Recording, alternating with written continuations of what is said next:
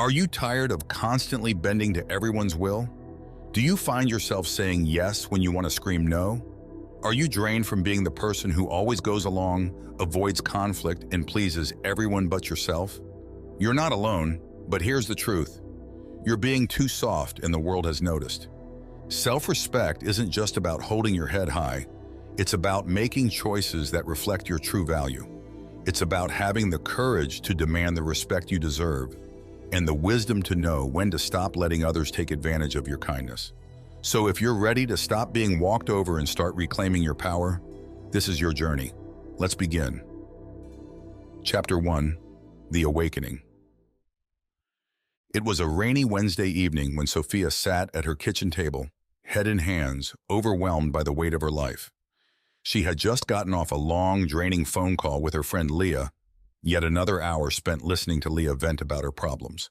Sophia had been Leah's go-to for years, her emotional dumping ground. And as usual, Leah hadn't even bothered to ask how Sophia was doing. But tonight was different. Sophia hung up the phone and stared blankly at the wall, her mind racing. Why was she always the one listening? Why did she always drop everything to help others, even when no one bothered to ask if she was okay? The questions swirled in her mind until one harsh truth finally surfaced. She had become a doormat. It wasn't just Leah. Her boss had been piling on extra work for months without acknowledging her efforts. Her boyfriend Jake had started showing up late for their dates, assuming she would just wait patiently for him. Even her family expected her to be the one who arranged every holiday, took care of all the details, and never asked for help. Sophia realized that her life had become a series of moments where everyone else's needs came first, and she was left depleted, unseen, and unheard. But here's the thing, it wasn't their fault. Sophia had allowed this to happen. She had become so used to saying yes that no one even thought to ask if no was an option.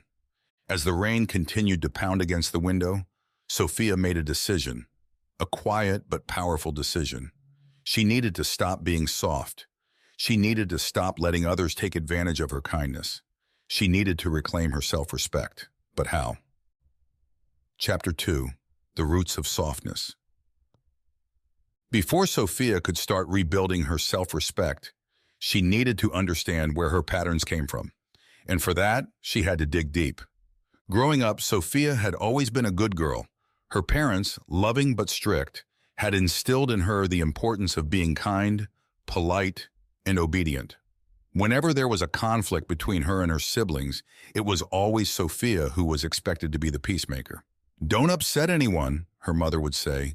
"It's better to let things go than to make a fuss." Sophia took those lessons to heart. She believed that being kind and agreeable would make her likable. And in a way it did. She was always surrounded by friends who praised her for her sweetness and helpfulness. But over time, she became more concerned with keeping the peace than with speaking her truth. As she got older, that behavior solidified. In school, she never questioned authority, even when teachers treated her unfairly. In relationships, she bent to the needs of her partners, sacrificing her own happiness to keep them satisfied. And in her career, she worked hard, but always silently, never asking for the recognition she deserved. It was as if Sophia had been conditioned to believe that her worth was tied to how much she could do for others. The more she gave, the more valuable she felt. But now, in the quiet of her kitchen, she realized something important. Self-sacrifice doesn't lead to respect. It leads to resentment. Sophia had been living a lie, believing that being soft and accommodating would win her the love and respect she craved. But in reality, all it had done was rob her of her self-respect. And that was about to change. Chapter 3: The First Number. Sophia's first real test came just 2 days after her realization. It was a Friday afternoon, and her boss, Dan, called her into his office. "Sophia, I'm going to need you to stay late tonight and finish up the Henderson report," he said without looking up from his computer. It wasn't a question. It was an expectation. Sophia had plans that evening, a rare dinner date with her best friend Molly. She hadn't seen Molly in weeks, and they'd been looking forward to catching up. The old Sophia would have immediately said yes, swallowing her disappointment and staying late without complaint. But not this time. "I'm sorry, Dan," Sophia said, her heart pounding in her chest. "But I already have plans tonight. I won't be able to stay late." Dan looked up, clearly surprised. Oh, well, I really need this done by tomorrow. Sophia took a deep breath, feeling the tension rise in her shoulders. I understand, but I've worked late several times this month, and tonight I have a prior commitment. If it's urgent, I'd be happy to help during regular hours tomorrow. There was a long pause as Dan stared at her, clearly not used to hearing the word no from Sophia. All right, he said finally, his tone a little cooler than before. I'll find someone else.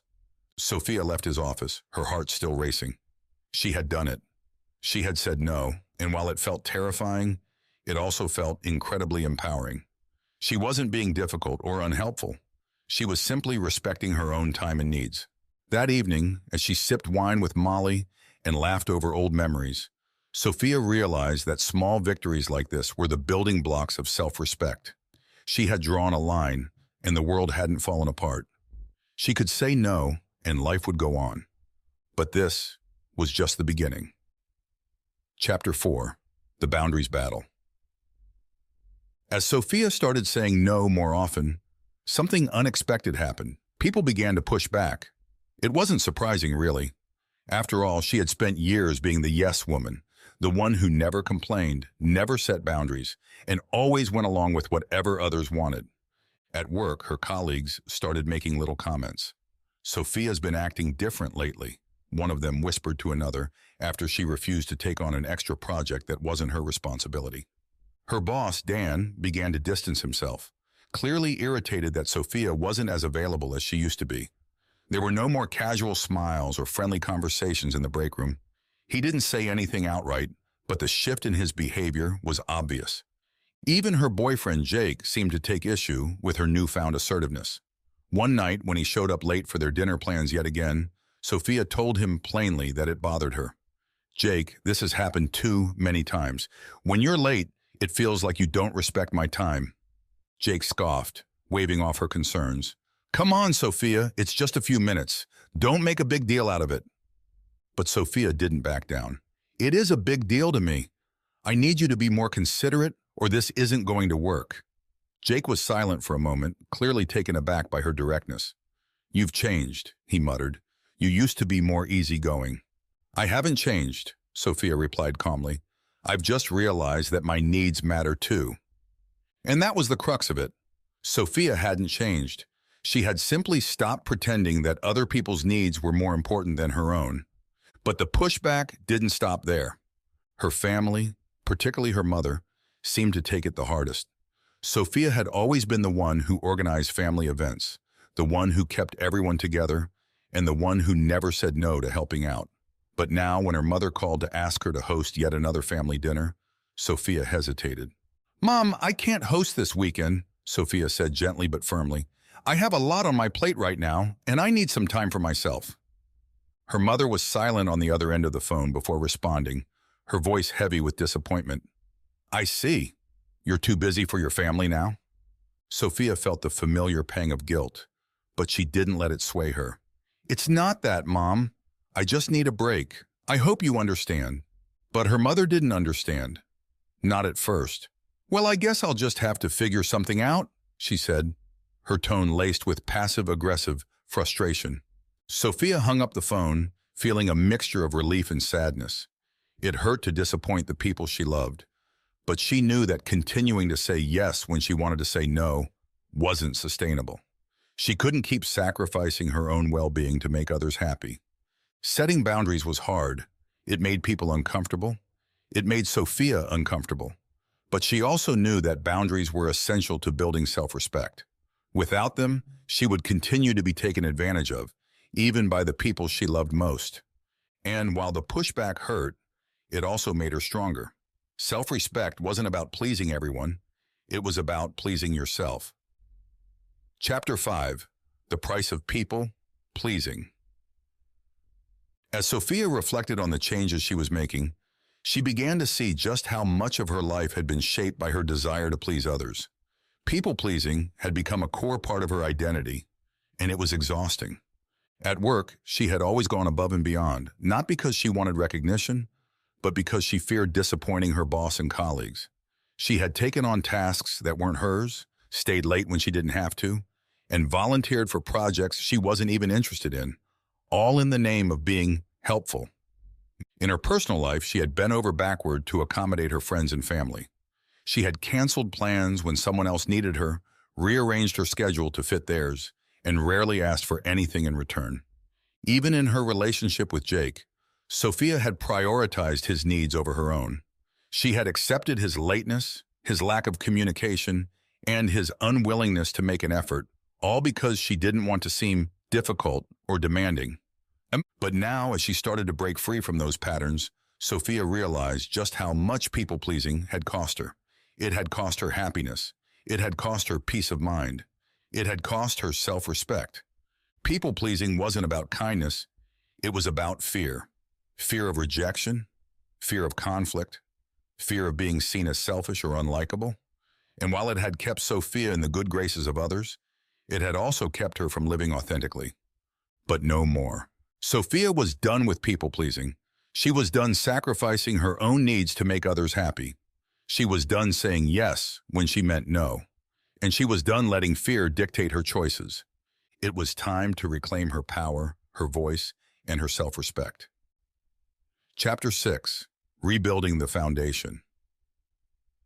As Sophia continued her journey towards self-respect, she realized that it wasn't just about setting boundaries or saying no. It was about rebuilding the foundation of how she saw herself. For years, Sophia's sense of self-worth had been tied to how much she did for others. The more she gave, the more valuable she felt. But now she was learning that self-worth wasn't something that came from external validation. It came from within. It was a difficult lesson to learn. Sophia had spent so much of her life seeking approval from others that she wasn't sure how to find it within herself. But she was determined to try. The first step was recognizing her own needs and desires. For so long, she had ignored what she wanted in favor of what others wanted. But now she was making a conscious effort to listen to herself. What did she need? What did she want? What made her happy? She started small, taking time each day to check in with herself. Some mornings, she would journal about her feelings and experiences, trying to get in touch with the parts of herself that she had buried for so long. Other days, she would take long walks by herself, letting her thoughts wander and giving herself space to breathe. Sophia also began to practice self-care in ways that felt meaningful to her. It wasn't just about bubble baths or face masks, although those were nice too. It was about taking care of her mental and emotional health. It was about setting aside time for herself, even when there were other demands on her time. It was about learning to prioritize her own well-being. And as she did this, something amazing started to happen. Sophia began to feel stronger, more confident, and more at peace with herself. The guilt she had once felt for setting boundaries started to fade, replaced by a sense of empowerment. She realized that taking care of herself wasn't selfish, it was necessary. But the journey wasn't without its challenges. Before we dive into the next chapter, we have noticed that 72% of you who listen to our video are not yet subscribed to the channel. Please help support our channel by hitting the subscribe button and like the video. Thanks for inspiring us to create more content for you. Chapter 7. Navigating Guilt. As empowering as it felt for Sophia to start standing up for herself, she couldn't entirely shake the lingering guilt that often followed after asserting her needs. Every time she said no or set a boundary, a voice in her head whispered accusations of selfishness. "You're being unreasonable," it told her. "You're going to lose people if you keep this up." This guilt was like an old friend, unwelcome but familiar. It stemmed from years of believing that her worth was measured by how much she gave to others. And now, as she broke away from that mindset, the guilt tried to pull her back into her old ways. One evening, after a particularly exhausting day at work, Sophia found herself on the phone with her brother Tom. He was asking for a favor, again. Tom had a habit of calling her whenever he needed something, whether it was help with his taxes, advice on a work problem, or a loan to get him through the end of the month. In the past, Sophia would have said yes without hesitation, even if it inconvenienced her. But tonight, she was tired. She needed time to herself. She knew that if she kept giving in to Tom's requests, it would only reinforce the idea that her time and energy were always available to him. "I'm sorry, Tom," Sophia said after a long pause. "I can't help you with that right now. I've got a lot on my plate, and I need to focus on myself tonight. There was a brief silence on the other end of the line.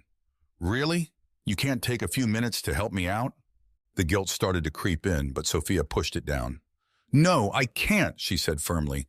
You'll have to figure it out on your own this time. Tom sighed, clearly frustrated.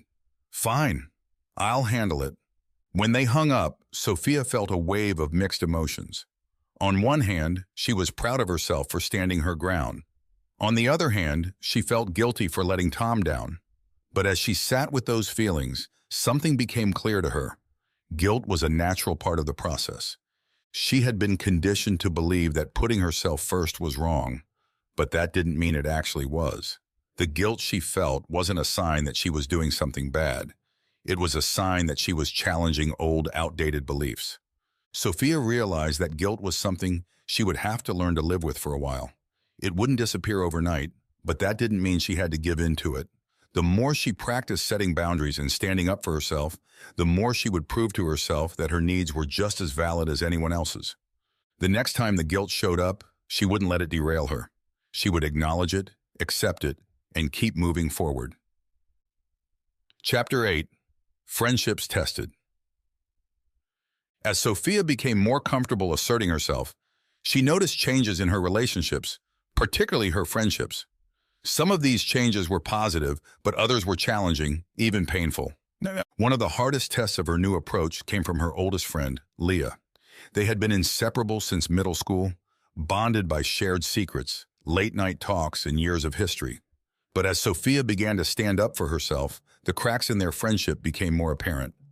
Leah had always relied on Sophia as her emotional support system, venting about her problems for hours without ever asking how Sophia was doing. In the past, Sophia had accepted this dynamic, believing it was just part of being a good friend. But now it felt one-sided. One Friday night, after a long week at work, Leah called Sophia in tears. Her latest relationship had ended, and she was devastated. Normally, Sophia would have dropped everything to console her friend, but that night, she was exhausted. She needed time for herself. Leah, I'm really sorry you're going through this, Sophia said gently, but I've had a really rough week, and I'm not in a place to talk right now. Can we catch up tomorrow? Leah's response was immediate, and not what Sophia expected. Wow, I didn't realize you'd become so self-centered, Leah snapped. You've always been there for me, and now you can't even take one phone call? Sophia felt a pang of guilt, but she didn't back down. Leah, I've been there for you countless times, but I need to take care of myself tonight. That doesn't make me self-centered. It makes me human. And Leah's silence on the other end of the line was deafening. Finally, she muttered, "Fine," before hanging up abruptly. Sophia stared at her phone, feeling a mixture of sadness and relief. She knew that her friendship with Leah would likely never be the same, but she also knew that this was a turning point. Healthy relationships couldn't be one-sided. True friends respected each other's boundaries. And if Leah couldn't accept that Sophia had her own needs, then maybe their friendship wasn't as strong as she had thought. Over the next few weeks, Sophia and Leah's relationship grew distant. Leah stopped calling as often, and when they did talk, there was a tension between them that hadn't been there before. It hurt, but Sophia reminded herself that this was part of her growth. She couldn't maintain friendships that drained her just to avoid conflict. But not all of Sophia's friendships suffered. In fact, some grew stronger. Her friend Molly, whom she had known since college, noticed the changes in Sophia and admired her for it.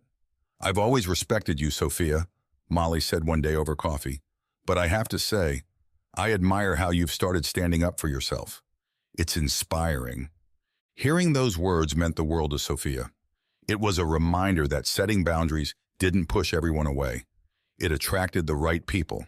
The friendships that were built on mutual respect and understanding thrived, while the ones that depended on Sophia's constant self-sacrifice began to fade. And that was okay. Chapter 9. The Inner Critic. As Sophia continued to navigate her new approach to life, she faced a formidable adversary, her inner critic. This voice in her head had always been there, lurking in the background. But now that Sophia was actively working on building her self-respect, it became louder and more insistent. "You're being too harsh," the voice would say after she set a boundary. "What if people stop liking you? "You're not good enough to stand up for yourself," it would whisper when she asserted her needs at work. "You're going to fail." At first, the inner critic was hard to ignore. It played on Sophia's deepest fears: her fear of rejection, her fear of not being good enough, and her fear of losing the people she cared about. But as time went on, Sophia began to realize something important. The inner critic wasn't a reflection of reality. It was a reflection of her insecurities. This voice had been shaped by years of people-pleasing and self-doubt. It was the voice of fear, not truth. And now, as Sophia worked to build her self-respect, it was fighting back. But Sophia wasn't going to let it win. One evening, after a particularly long day, Sophia found herself sitting in front of her computer, reviewing an email she had written to her boss. She had finally decided to ask for a raise, something she had put off for months because of her fear of rejection. Her inner critic had been particularly loud that day, telling her she didn't deserve the raise, that her work wasn't good enough, and that she would only embarrass herself by asking. But instead of giving in to the fear, Sophia took a deep breath and hit send. Immediately, the inner critic piped up again. "You're going to regret this. He's going to say no." Sophia paused, letting the voice run its course. Then she smiled to herself. "Maybe he will," she thought, "but that doesn't mean I'm not worth it." Over the next few weeks, Sophia continued to challenge her inner critic. Whenever it told her she wasn't good enough, she reminded herself of her accomplishments. Whenever it warned her that people would reject her, she reminded herself that the people who truly valued her would stick around. Gradually, the inner critic's voice grew quieter. It didn't disappear entirely. It probably never would. But Sophia learned to separate it from reality. She understood that self-respect meant silencing the voices of doubt and fear and replacing them with confidence and self-assurance. The inner critic was no longer in control. Sophia was. Chapter 10. Reclaiming Control at Work. As Sophia continued to strengthen her sense of self-respect, she knew there was one area of her life that still needed significant improvement: her career. Sophia had always been a hard worker, but she had also been a pushover. Her boss, Dan, had come to expect that she would take on extra assignments without complaint, stay late whenever he asked, and never challenge his decisions. For years, Sophia had complied, hoping that her dedication would eventually lead to recognition and advancement. But now, as she looked around the office, she realized something troubling. Her colleagues, who had been more assertive and confident about their contributions, were the ones getting promoted. Meanwhile, Sophia remained in the same position she had been in for 3 years. She wasn't angry at Dan or her coworkers. She was angry at herself. She had allowed this to happen by failing to advocate for herself. She had been waiting for someone to notice her hard work. But the truth was, no one was going to hand her success on a silver platter. If she wanted something, she would have to go after it. With that realization, Sophia started making changes. First, she began speaking up in meetings. In the past, she had always stayed quiet, nodding along to everyone else's ideas, even when she had thoughts of her own. But now she made a point to contribute. At first, it was intimidating. Her heart would race whenever she raised her hand. But each time she spoke, it got a little easier. Next, Sophia started setting boundaries with Dan. When he asked her to take on projects that weren't part of her job description, she politely but firmly declined. "I'm happy to help where I can," she would say, "but I've already got a full plate with my current responsibilities. I can't take on anything extra right now." At first, Dan was taken aback. He wasn't used to hearing no from Sophia, but over time, he began to respect her more. He realized that Sophia wasn't being difficult. She was being clear about her limits. And as a result, he started giving her more challenging assignments that aligned with her strengths and career goals. Finally, Sophia made the bold decision to ask for a raise. She had been with the company for years, and she knew her work was valuable. It was time for her compensation to reflect that. She scheduled a meeting with Dan and prepared thoroughly, gathering evidence of her accomplishments and the contributions she had made to the team. When the day of the meeting arrived, she walked into Dan's office with her head held high. "Dan, I'd like to discuss my compensation," she began. "I've been with the company for several years now, and I believe the work I've done warrants a salary increase. Here's why." Dan listened attentively as Sophia laid out her case. When she finished, He nodded thoughtfully. You've made some great points, Sophia. Let me review this with HR and we'll discuss next steps. A week later, Sophia received the news. She had been given a raise. It wasn't just the raise that made her proud. It was the fact that she had stood up for herself. She had taken control of her career instead of waiting for someone else to recognize her worth. Sophia realized that self-respect wasn't just about setting boundaries with the people in her personal life. It was about demanding respect in every area of her life, including her career. She was no longer content to be the quiet, accommodating employee who went unnoticed. She was ready to be seen. Chapter 11. Love and Self-Respect.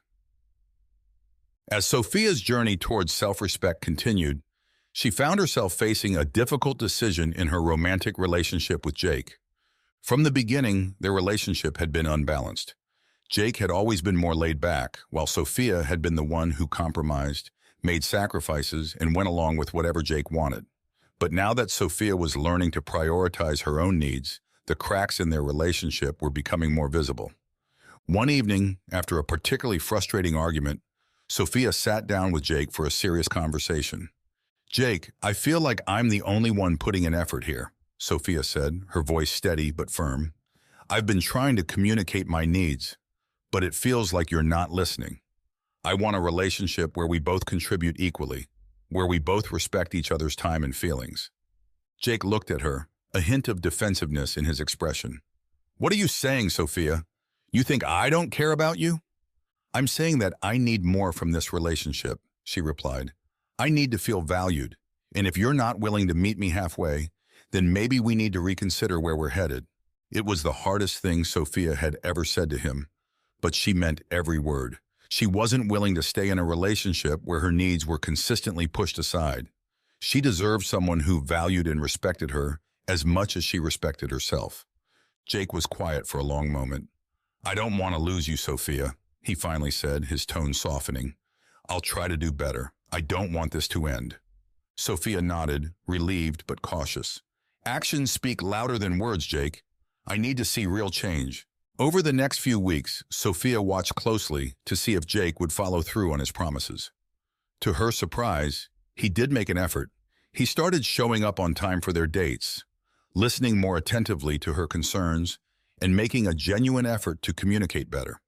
It wasn't perfect. There were still moments of frustration and misunderstanding. But for the first time in a long time, Sophia felt like her relationship was on more equal footing. But she also knew that if things didn't improve in the long run, she wouldn't hesitate to walk away. Her self-respect was non-negotiable. She wasn't willing to sacrifice it for the sake of a relationship, no matter how much she cared about the other person. Sophia had learned that love and self-respect weren't mutually exclusive. In fact, they went hand in hand. True love wasn't about sacrificing yourself for someone else. It was about building a partnership where both people respected and valued each other. And if that wasn't possible, then Sophia knew she would be okay on her own, because she had learned to respect herself. Chapter 12. A New Beginning.